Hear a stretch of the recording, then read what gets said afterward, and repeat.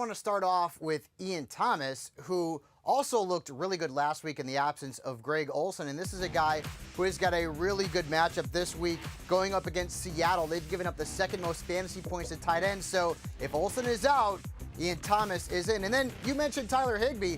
This Rams tight end has been tremendous over the last 2 weeks. He's the #1 tight end in fantasy football. He's had a combined 223 yards and over 42 fantasy points, Andrew. And if Gerald Everett can't play this week, well, guess what? Higbee is going to be a top 10 tight end against my beloved but struggling Dallas Cowboys. Beloved. Oh, yeah. Struggling, to put it softly. Yeah, I saw them up close last week. I did something on the Titans yesterday on Thinking Out Loud. Nobody wants to tackle A.J. Brown. Yeah, A.J. Brown has been great in 2 of his last 3 games, over 130 yards, over 23 fantasy points. Ever since Ryan Tannehill has taken over there, and oh, by the way, if he's not picked up in your league, what are you waiting for? But A.J. Brown could be a flex starter this week.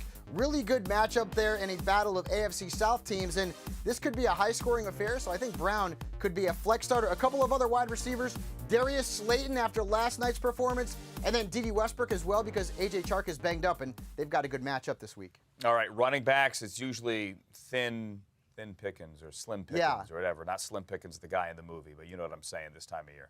But it's actually not bad for Week 15. Like, look at DeAndre Washington and what he did for the Raiders last week.